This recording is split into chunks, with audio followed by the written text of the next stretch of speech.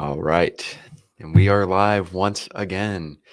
Episode 3 of the Best Boys Center Ice Podcast Season 2 is coming up here shortly. We're getting ourselves situated in our seats, getting everything put out on Facebook, shared on Facebook, what have you. And we will be getting going here in a couple minutes. Alrighty.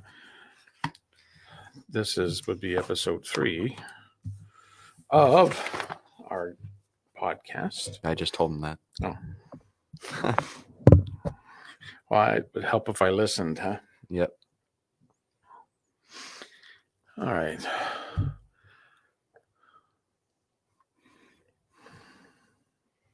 All right.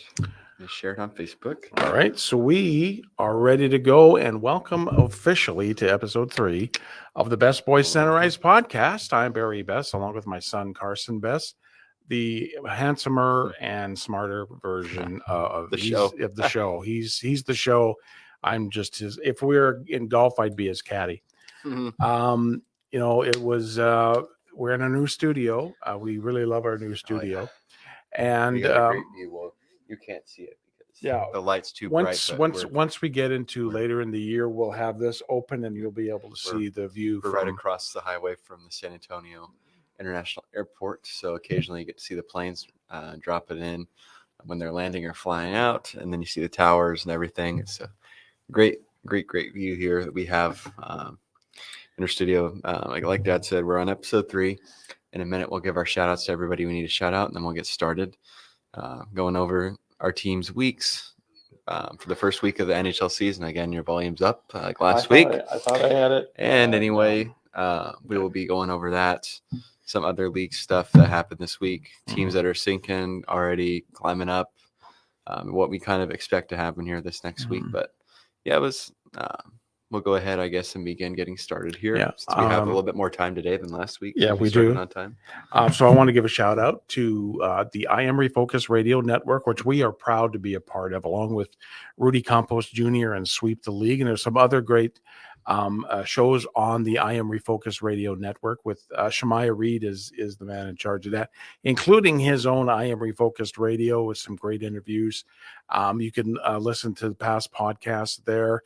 Also, I encourage you to check out Rudy Campos Jr. and the Sweep the League, because Rudy takes care of the rest of the sports while we do the NHL.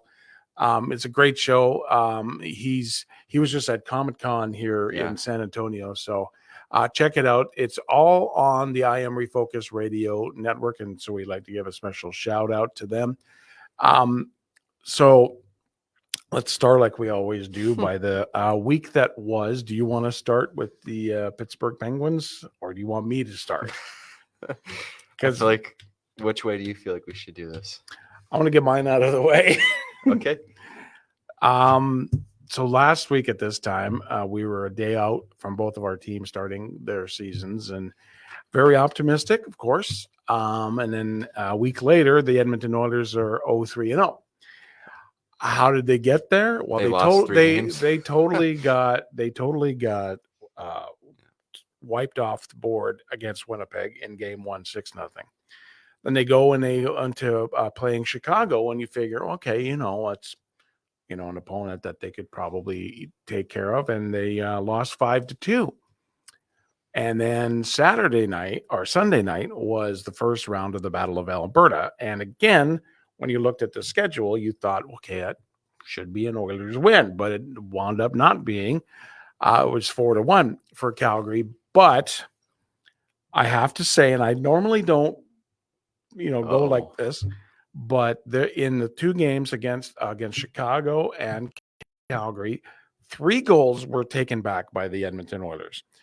One of them was questionable, and that was against Calgary, the Corey Perry goal, which would have made it 2-0. Yeah. They called it goalie interference, but there was no real bumping. There was a little bit of a bump that was initiated by Perry and the defenseman on the goaltender. And then he got reset. Corey came out it was on the line of the blue paint,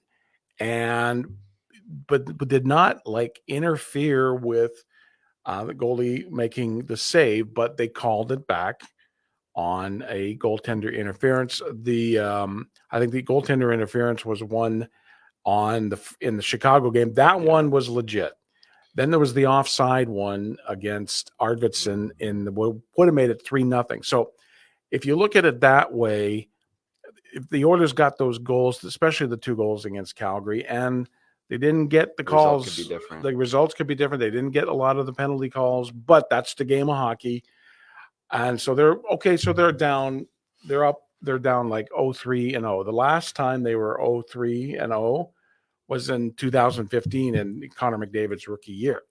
Now, a stat that I'm not too excited about is the fact that the last time when the Oilers have only made the playoffs one time when starting the season 0-3-0, and that was in 1981.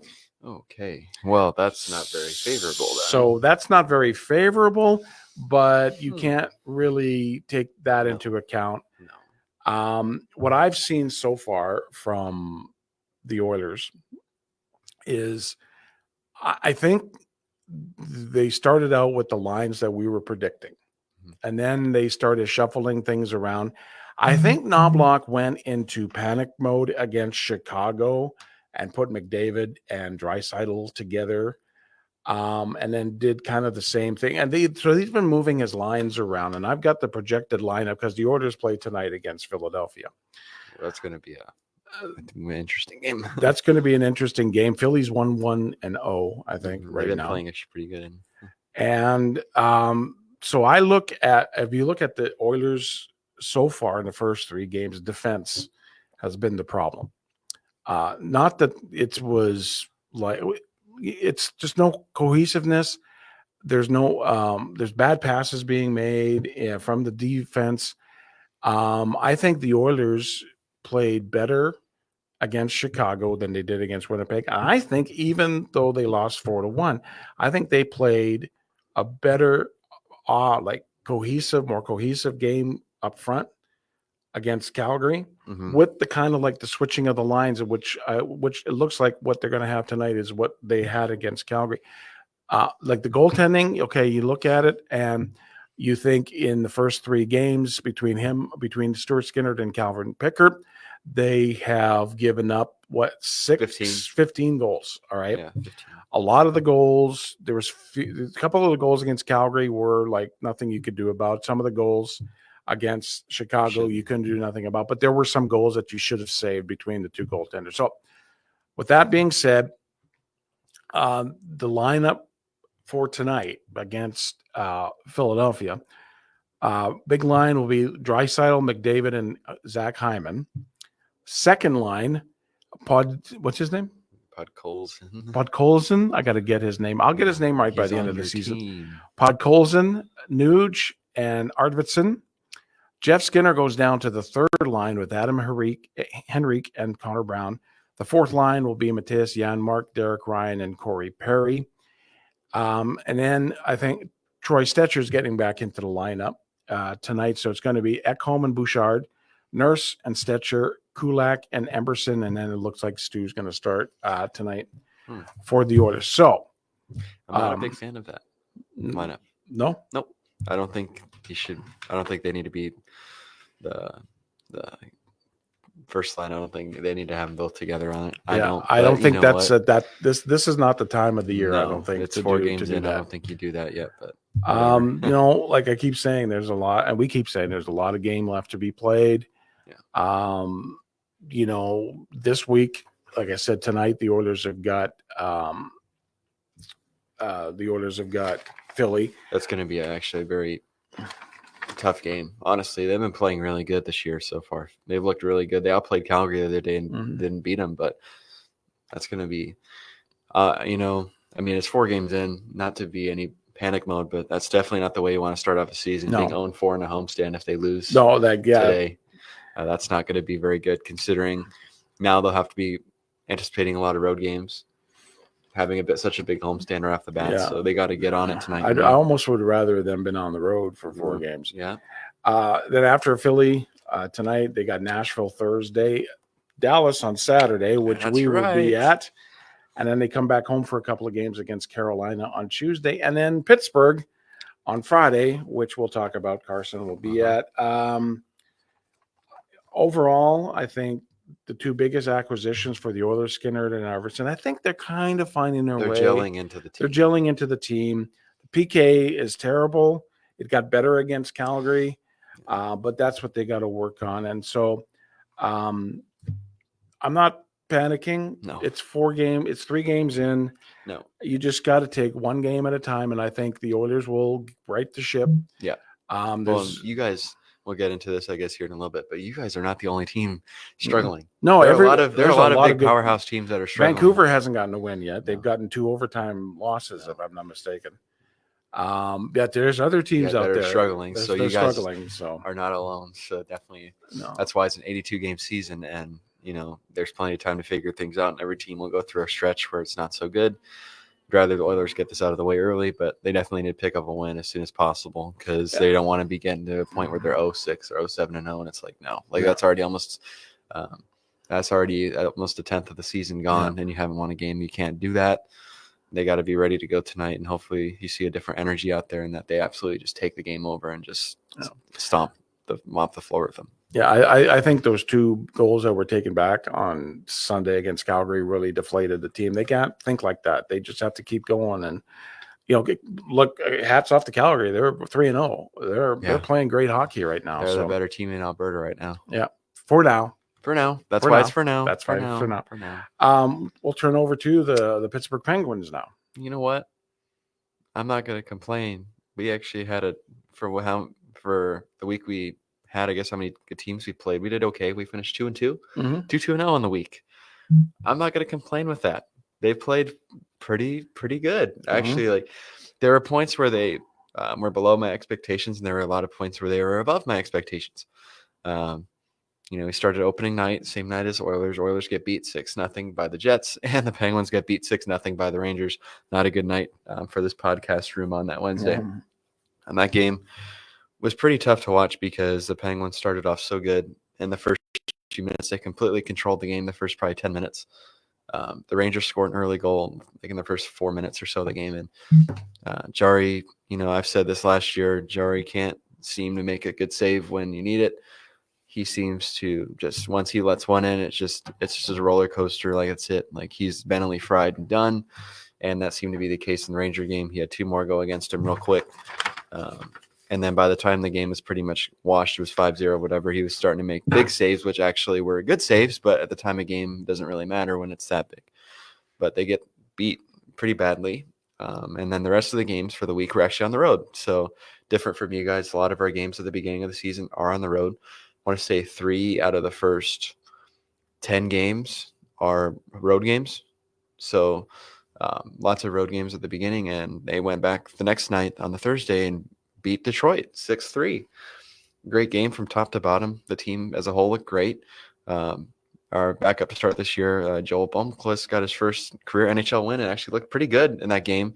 Made some big stops against some great players in Detroit. And Detroit was playing a pretty good game, but the Penguins got a lot of goals in the second period, and that just completely turned the tide and helped them win that game. And then the first hockey night in Canada this season, and it's against Toronto. And Toronto, a team that the Penguins haven't really had a good track record against beating in Toronto the last few years, and they get beat 4-2. Again, a game where they started off really good, scored the first goal, got a power play goal in there, which is nice because they had one in Detroit, so 2 straight games with a power play goal. But they fell flat in the second period. Toronto was all over them and took the game over, and the Penguins made a push at the end to try to come back, scoring a goal to make it 3-2, but it was too late. Toronto gets an empty netter and wins the game 4-2. At that point, you're kind of, and even that game, Blomqvist looked good. He was playing in that game. He looked okay, but the team behind him didn't look all that good and wasn't really pushing that hard, it didn't seem like. And then they head on the road again last night to play Montreal, a team that has been playing really good and up to this point actually looked really good. Their goalie, Montembeau, only had a goals against average of 0.6 or 0.5 getting into this game, and the Penguins beat them 6-3. So another 6-3 win in Montreal. They played last night was probably the best game out of them all because they, unlike the Detroit game, well, Detroit did score the first goal in that game, but unlike the Detroit game, the Penguins scored the first 2 goals in this game and then get 3 scored on him in the second period. And Jari's in net for this game, and I'll give my kudos to him that he did not look good at points, but when he needed to be good, he was. He shut it down in the third period. But in this situation last year and the year before that, the Penguins would have probably fallen apart at that 3-2 and wouldn't have made a comeback, and they did. They score 4 unanswered goals and win the game 6-3. The bottom 6 has been the big story so far for this team, as they have been scoring a lot of goals. Lars Eller had my guy. I love him. He's such a good player. He had 2 great goals last night. Kevin Hayes had another one, a fourth line goal again. And then Malkin had a goal. Letang had a pretty goal. I don't know if you saw that one off of breakout 3-on-1. Yeah. Matt Grzelcyk made a great play on that one up the wall and passed it across. But they looked really good last night, and they looked like they were playing as a team. And it was funny because out of all the games so far this season, that was the game that the top line looked the worst.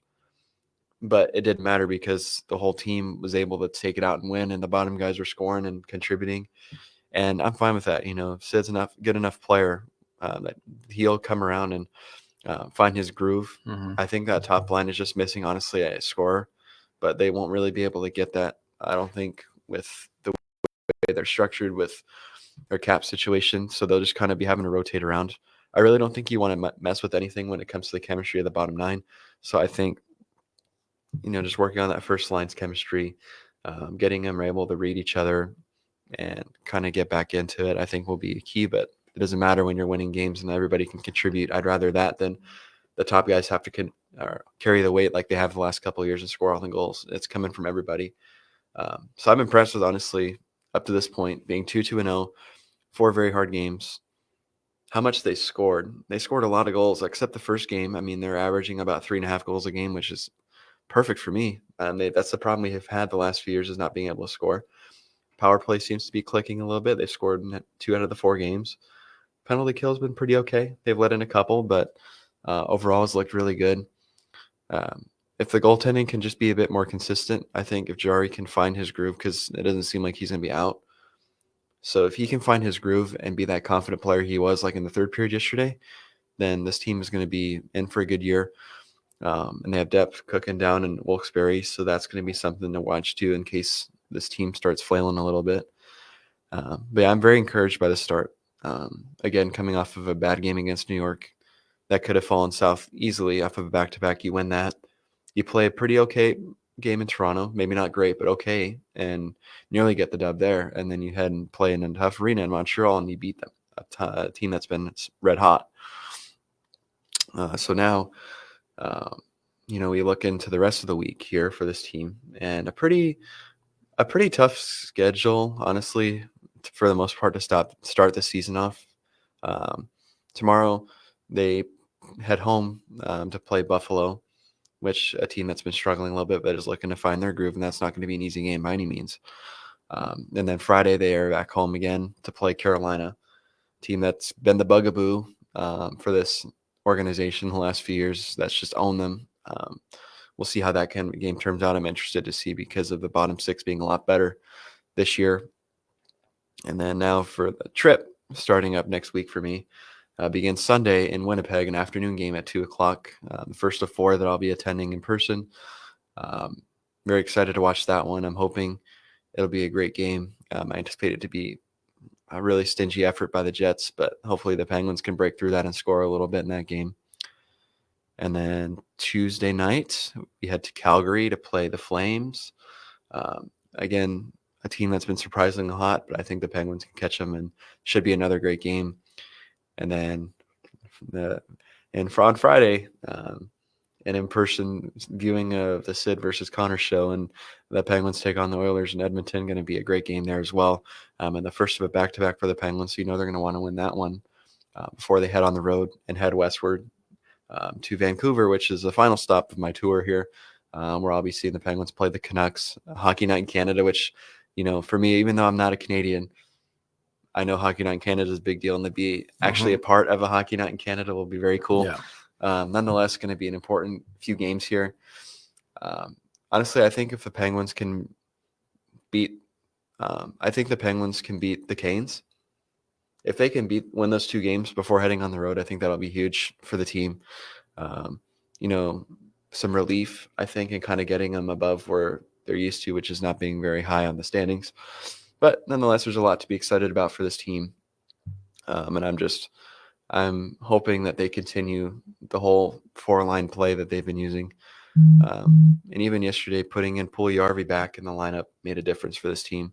He played a great game for the Penguins yesterday, and he showed why he shouldn't have been taken out of the lineup the other day against Toronto.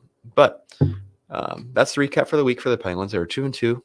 Very happy with that. Again, 4 very high caliber teams. And the Penguins showed that they still have it and that they can have a lineup that contributes. So I'm pretty excited with what I've seen so far.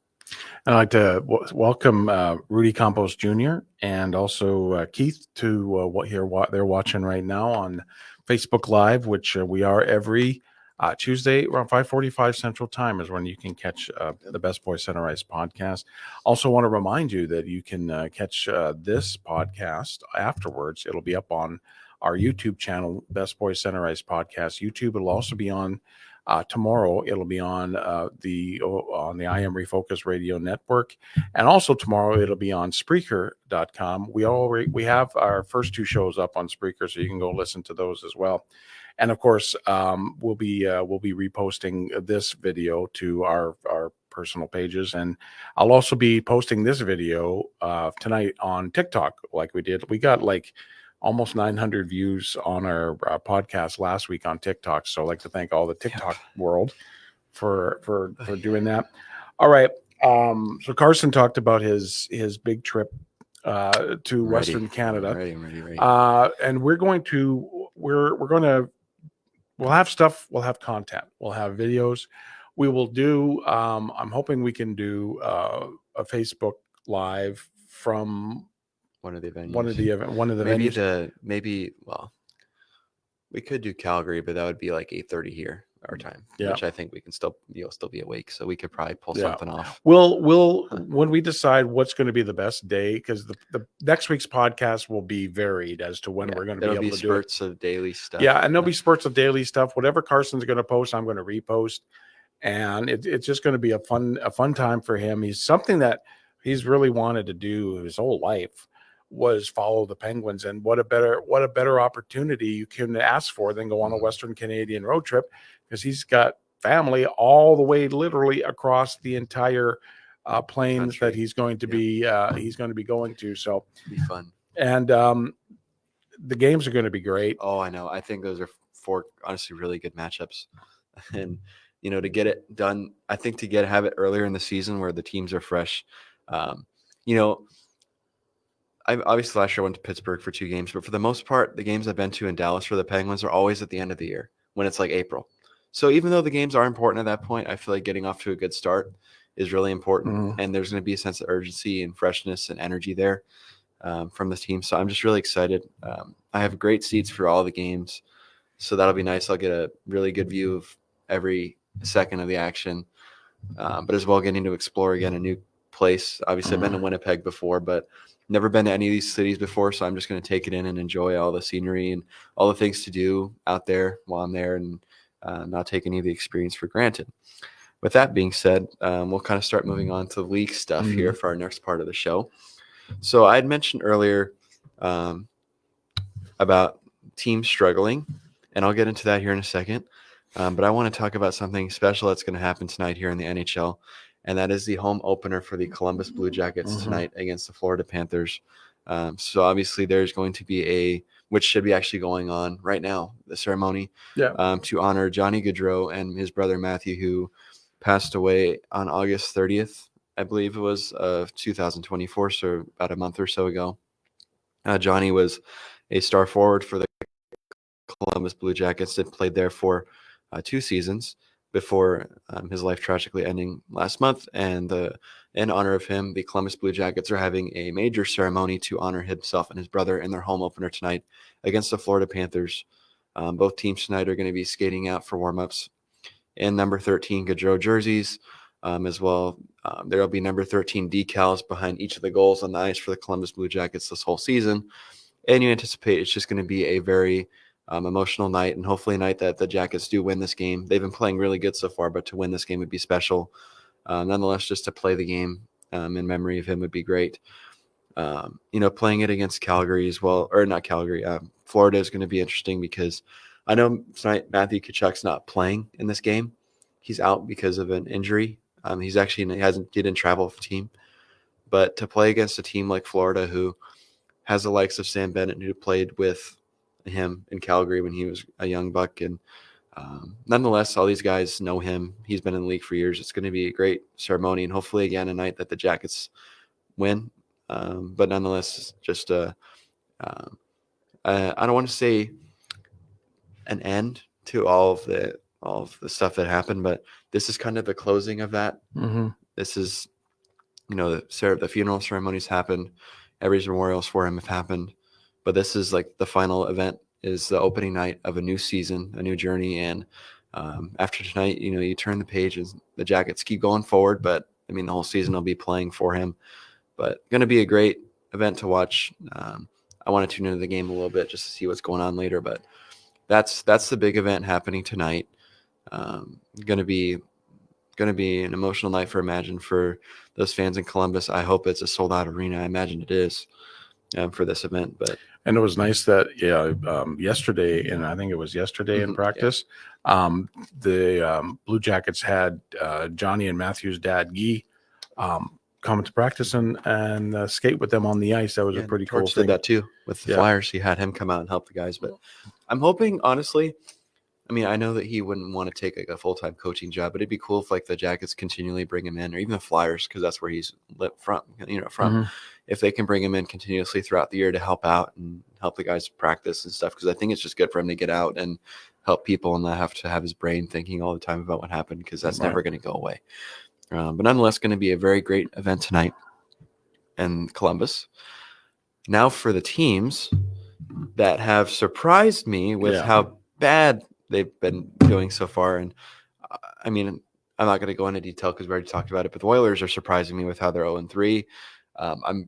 I'm shocked because, I mean, I know there's new guys on the team, but they have a lot of firepower, and I didn't think they'd be struggling like this right now.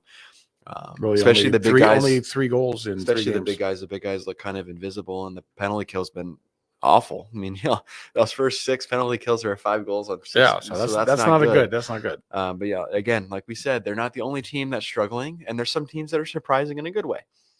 Colorado's another team that is struggling. They're 0-3, and their situation's probably worse because their number 1 goalie, Georgiev, has sucked. So bad. His goals against average, I think, is almost 5 or above 5 for 3 games. That's not very good. Again, a Stanley Cup champion 2 years ago, or 3 seasons ago, technically. A team that I didn't expect to be down there. Nashville hasn't won a game yet. I mean, Buffalo's 1-3. Now, there's a couple teams that, in a good way, have surprised me. I think the first one that can be the most obvious for everyone up to this point that's very pleasantly surprised is Utah. Yeah, Utah. Yeah. You know what? They're playing really I said last week that they could be a dark horse to make the playoffs, and I really think so. You look at the way that team's played. Their goaltender, Connor Ingram, is pretty solid. They have a youthful team that has a lot of enthusiasm. They're getting support from the city of Salt Lake. They're getting support from the other professional sports team in Salt Lake and the Jazz, which I think is something that the Coyotes lacked. They didn't get that much support from other sports teams, the other people of the surrounding area in Phoenix. Right. They're getting it here in Salt Lake. And I think that's motivating them to win and win and win. And they've won some tough games. They lost yesterday to New Jersey, but they beat the Rangers at MSG. They beat the Islanders in New York. And then they won opening night against Chicago. They're going to be a good team to watch out for. Ottawa's look pretty okay. They're 2-1. They won a crazy game yesterday against LA. 8-7. Yeah, right. Was an intense game, and it was an afternoon game too. I forgot that they had afternoon games because it was Columbus Day or whatever. Columbus Day, or whatever you want to call it. But yeah, so those teams have really surprised me. I don't know what your thoughts are on what teams have surprised you, both negatively and positively. Well, I'm not happy with the Oilers start of 0-3. Colorado, like you said, surprises me. That I didn't expect. I'm on board with you with Utah. I'm also very surprised, and for Calgary, happy? Not really happy. But I'm surprised that Calgary is 3-0, especially after Markson went to. Yeah, I know. Because now I think their number one is Vladar. Yeah, I yeah. think I don't even know who their And backup. Oh no, it's Dustin. It's Vladar and Wolfer in net. But yeah, that I didn't expect them to be no, 3-0 and like after Vladar losing. looked really good against the Oilers the other I really night. thought after losing Markstrom, and I mean again, it's a long season, Mm-hmm. but I thought after Markstrom left that they would finish last in the division, or not like it's not last because you guys have Anaheim and San Jose in your Right. division, so maybe like sixth. Yeah. I didn't think they would be 3-0 after 3, but again, that's why it's a 82 game year. But that was a shock to me, and they've beaten against some good teams. I think they beat y'all. They beat Vancouver. Yeah, they beat And Vancouver. That's another team that hasn't too. found a win yet, but they've only played twice, but they haven't found a win. They've gotten just two overtime losses. So, so it's a different start.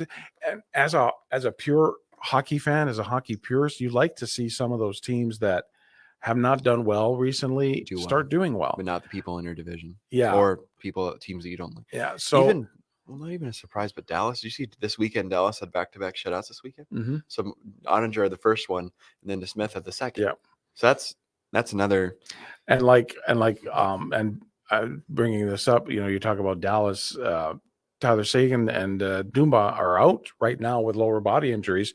They thinking that Tyler can come back in he's day to day, but Dumba they got him as week to week. Well, again, I think Dallas is such a deep team that won't really be a problem for them. Again, they continue to play the way they will. They're going to be just fine.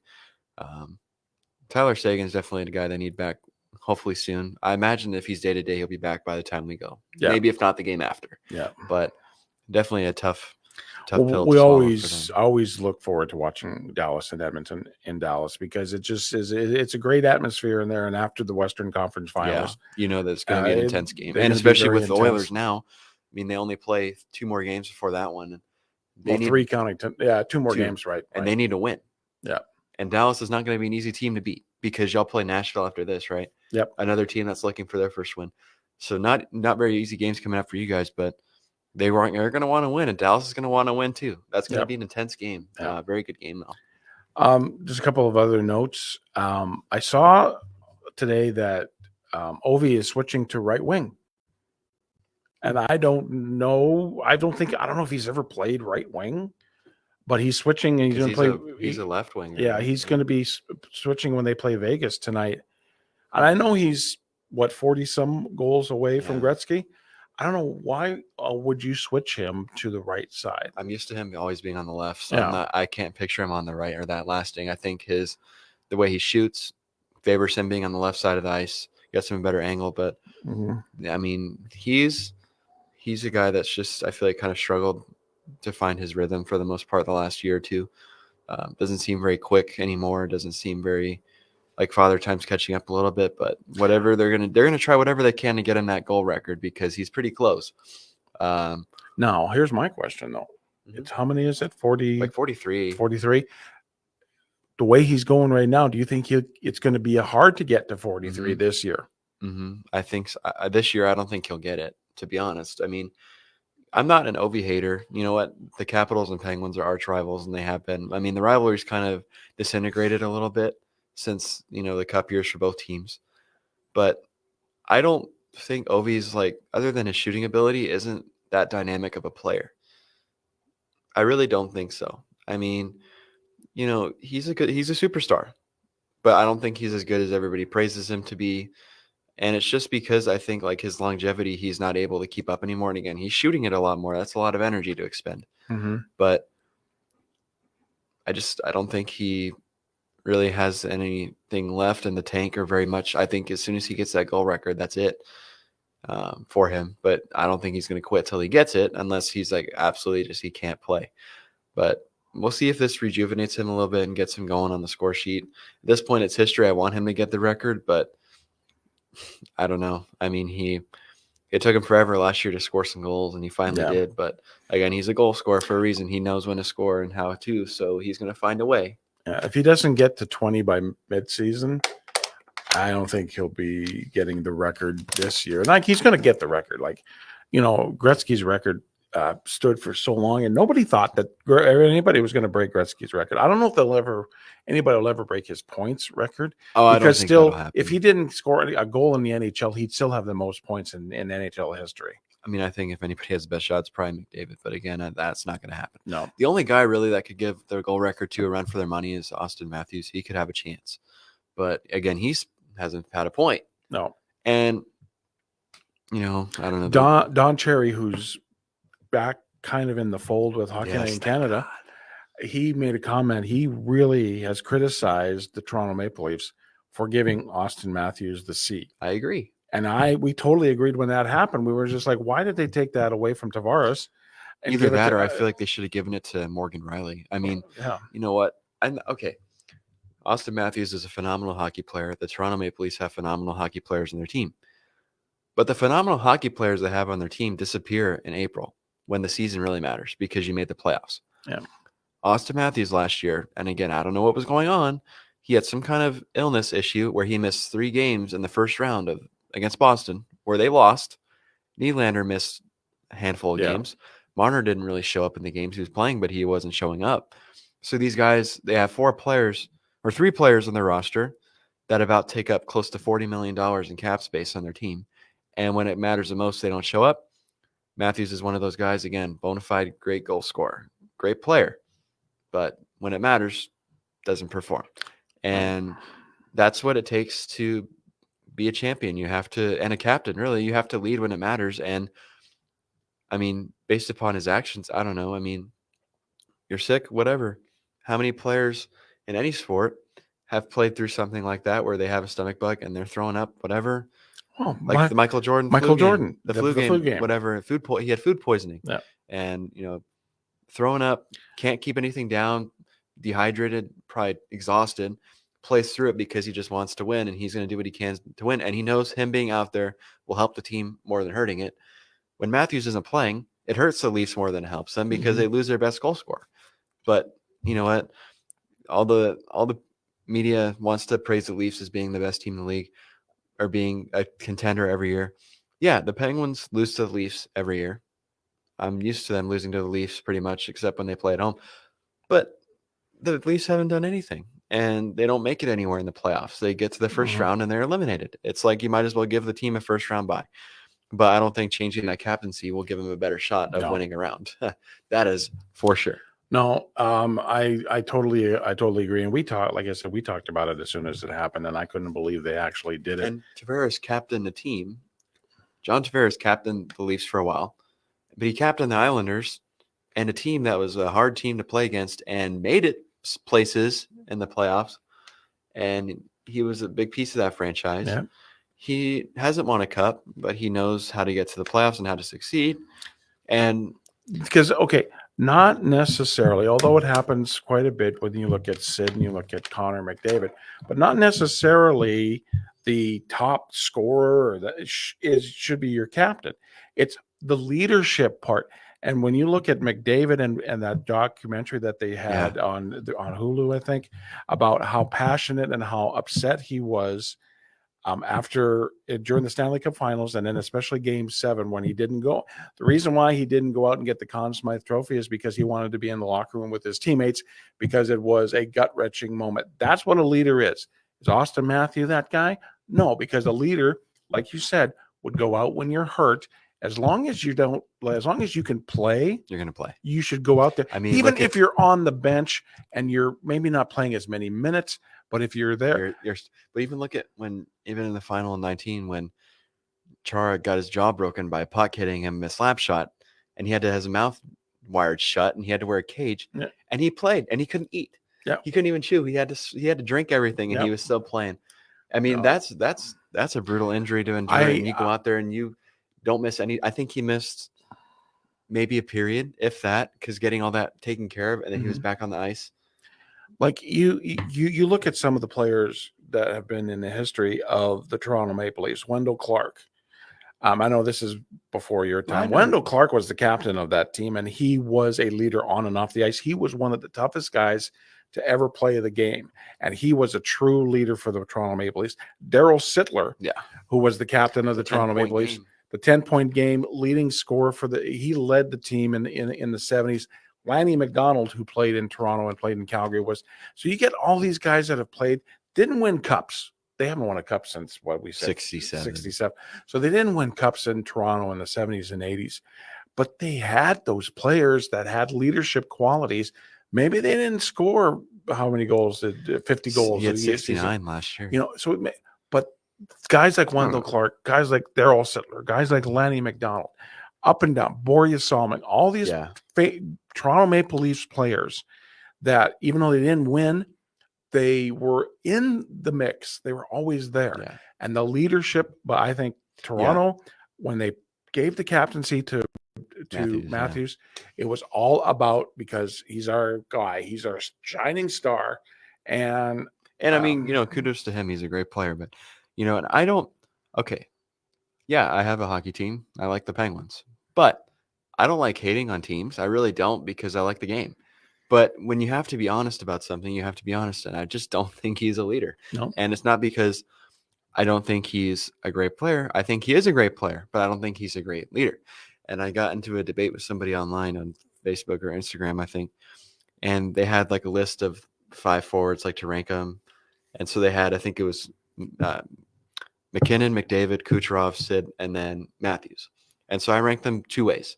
I ranked them from career and then current. So career, I had Sid, and then I had Kucherov, and then McDavid, McKinnon, and then Matthews. Mm-hmm. I had Kucherov above McDavid because he's won Stanley Cups. Yeah. But McDavid's accolades as a player are amazing, and McKinnon's won a cup too. But as current, I had it as McDavid, McKinnon, Kucherov, Sid, and Matthews. And this guy got all butthurt, probably a Leafs fan, but got butthurt because I put Sid above Matthews right now. And I said, well, because he plays all the time and he shows up when it matters. At the end of last year, even though the Penguins didn't make the playoffs, when they were making that run, Sid was scoring goals and he was getting points and he was factoring in on the game and why they were winning. Yep. When the Leafs needed Matthews in the playoffs last year, he wasn't there. He was gone. He was out. He wasn't playing. And when he played, like, you're copping in game 7. Mm-hmm. You've missed 3 games. But, I mean, we'll see what happens for the Leafs here. I really don't think it's going to make a difference. They'll probably make the playoffs and then go against a team that has just better team dynamic. And, the Leafs have a good team, but when you have that much cap space invested in just 4 people, what are you going to do with the rest of your roster? You don't have a full roster. I mean, you lose some guys that you might need. Like they lost Bertuzzi to Chicago, a guy that I feel like they could have used for his aggression and passion. But we'll see. I think that team's just the way that they did those deals for those guys. And, sometimes I don't agree with how these players are so money hungry and they want the cash. I'd rather win. I mean, take a pay cut and still get paid a good amount of money, but so that way you can get better players to be around your team. And if each of those guys could cut their salaries by like a few million, you probably have $10 or $12 million that you have in extra space to get great players on your team that can make your team even better. Yeah. But I mean, I feel sorry for the guys on that team who don't really get paid anything and stick through it every year to be on Team Maple Leaf to try to win. But, at some point, all these players kind of go around and trying to think they can break the curse and help them win. But I just don't see it. No. I think in the East, there's too many good teams that have a better team dynamic and leadership role that it won't matter for the Leafs once they make it to the playoffs. I mean, and until then, Austin Matthews is not going to be, in my opinion, what I'd call an elite player because he can't lead a team to win anything. And that's just my opinion. I totally agree. And one final thing that I want to bring up, and it's a interesting stat. We talked about it earlier. Meaningless stat. Meaningless stat, but it's interesting. All these neat stats that don't really mean anything. But New Jersey goaltender Jake Allen is the first goaltender in the history of the National Hockey League to beat 33 franchises. Now, of course, you take into consideration that a lot of these franchises are relatively new. But You when want you to hear an interesting fact? Yeah. The Utah Hockey Club was the first team to win a game at the Delta Center in Salt Lake City, Utah. Okay, but that's interesting. That's going to go to the Hockey Hall of Fame. That puck from that game is going to the hockey. The first goal of the season is going into the Hockey Hall of Fame. Or did you know that last year, the Edmonton Oilers beat the Pittsburgh Penguins in the first game of their 2 matchups last season? I thought that was an interesting stat. Okay, it's something that you wouldn't think neat. about. It's neat. It's just like it doesn't obviously mean anything because No, it doesn't mean a thing. Nobody's played Utah really yet, and No, and so yeah, it's a stat, but he's the first. I wanted to mention. Or do you want it. to hear, I guess, another neat stat that again doesn't mean anything, but I Yeah, guess I can sure. find cool. Sure.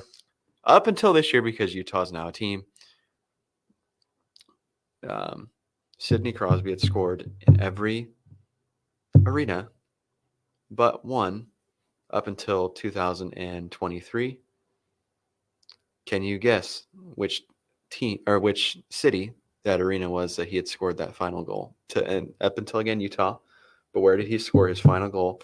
Well, it had to have been out west to complete his where he had scored in every arena.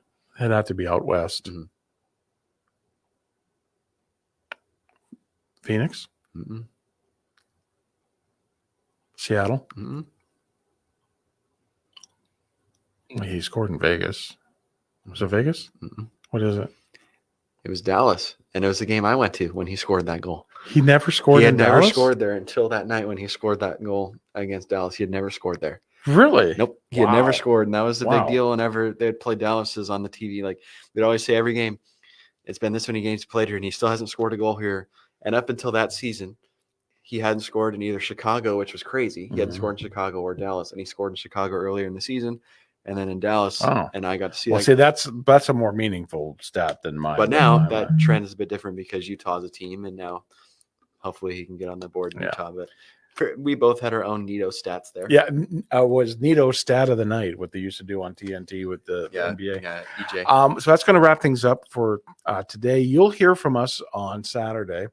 We'll do a Facebook Live going up 35, which is going that way. We'll go up 35 to Dallas on Saturday. We'll do some Facebook Lives. We'll have some video and some cool pictures. Make our traditional stop at. We always stop at the same place, the same Chili's, same part of the city, not far from the arena. It's our routine. And we're going to try to go down to, again, like I did last time, by the glass for warm-ups. I'm going to try to get there. Now that I know where it is, I'll try to get there earlier so I can be right on the glass to get some cool pictures. But we'll be right there in Dallas on Saturday. And we got great seats. We're right on the corner glass behind where the Oilers shoot twice, but front row. So you get a great view of the whole ice. Kind of in that same area that we're usually. And I love that area because their fans are just the greatest. I love those people that sit in that. And what I love about, I say it all the time, what I love about Dallas is that they're so respectful of the other fans that are coming in from and cheering for the other teams. And win or lose, like we've been there when the Oilers have won. It's a great atmosphere. It just when Dallas scores, it's just like if it's a place, the roof just explodes. So we're looking forward to that. Honestly, I mean, again, I've only seen the game in 2 arenas up until this weekend, but it's a great place to watch a game. I mean, I can't imagine there's much anything better than the views you can get in there at American Airlines Center. Their whole ice views. Great act. I mean, no matter, we've sat in so many different spots and we get a great view every time. So we kind of like to rotate where we sit. We sometimes sit mid ice behind the goals. This time we're kind of right in the middle. But we'll be live on Saturday, and then throughout my trip, I'll be documenting some stuff. I'll probably try to do a quick live on Sunday when I hop into Winnipeg at a Canada Life Center to watch that game. It'll be a bit of a tight stretch just because my flight lands at like 11:30 and the game's at 2. Pretty cool thing, actually. I didn't realize they're doing. Well, number 1. So 2 of the games I'm going to, they're wearing alternates, which is cool. The Jets are wearing their alternates, so like with the Jets. Instead. Right. They're kind of like the lighter blue. And then in Calgary, they're wearing the Blasty. Are they? Yeah, they're wearing the Blasty jerseys. But in Winnipeg on Sunday, I'll try to maybe get. I don't know how it's actually going to go, but I'll try to get some footage or pictures. But the Jets are going to be honoring Brian Little in that game because he retired now. Right. So he signed a deal with to retire a Jet. And they're going to be honoring him. I don't think it's a jersey retirement, but they're going to be honoring his legacy to the team. So that'll be pretty cool to see that. But it'll be a tight stretch on Sunday for sure. But I'll try to get some cool pictures. And that, honestly, out of all the games, it's probably going to be my best view I'm going to have because that arena is so small. Mhm. But I'm right in center ice, front row of my section, so I'll be right at the center. So it'll be nonetheless a great atmosphere, and then we'll do stuff throughout the week when I'm gone. Right. Probably maybe Tuesday when I'm in Calgary, just because that's our podcast night, and then maybe some stuff on Friday because I'll be in Rogers Place, obviously, booing the Oilers for sure, and of course he's wanting them to. But no, I'm just really excited. Remember, you're going to be with a bunch of people that are going to be Oilers fans when you're fine. with Uncle Keith and the crew there. But I'm, never thought it's something I could pull off. And I mean, I didn't think I'd be traveling to Canada to watch them play. Obviously, I've wanted to go to different arenas to watch them play, but just worked out perfectly. And now the time's actually flown by pretty quick, but I've got really 3 days and we leave for Dallas, and that's when my vacation begins. So 3 more shifts at the office here, and I'll be shipping off and more than ready to get out there and just experience something new, and to definitely have a bucket list item. I think for any kind of sport fan to do something like that is definitely a bucket list item and something I won't be able to forget. So I'm ready to be across the street here in a few days and flying out. I'm excited for you. I'm looking forward to hearing all your stuff. I'm looking forward to the Dallas trip, and I'm going to be going to Vegas in December for the Oilers and Knights game on December 3rd. So that's going to be great. To do some stuff there. We're going to do some stuff there. So I wanted to remind everybody, the podcast comes out we go live every Tuesday night at 5:45 Central Time, and it's out on the I Am Refocused Radio Network, usually the next day. You can go to IamRefocusedRadioNetwork.com or IamRefocusedRadio.com and catch it. We also want to shout out to our good friend Roadie Campos Jr. and Sweep the League. He's got a great podcast that's on there. We've been on it. We want to get him on ours one day so we can see we can see what his knowledge is about hockey. And we can we gave him a little bit of a lesson during the finals last year, or before the finals. And then Spreaker.com is where you'll be able to catch this podcast as well. It's going to be up here on our YouTube channel here in just a little bit. Also, I'm going to repost this. We'll repost it. You can watch it again on Facebook, and I'm going to repost it and put it on TikTok later. So we just want to thank everybody for joining us here tonight. And if you have any comments, you can feel free to send messages in Facebook to Carson and myself, or however you want to do it. Check us out TikTok. We always do post-game stuff with our teams. We love doing this. We're going to be doing it. It's our first full season, so we're so excited. And we love the new studio. We're going to have some advances in the graphics that Carson's going to work on. But everybody, we're going to wrap things up for right now. But as I always say, in the meantime and in between time, have a great hockey night. Meantime and in between. That's new. That's new, by the way, everybody. I'm stolen it. Yep.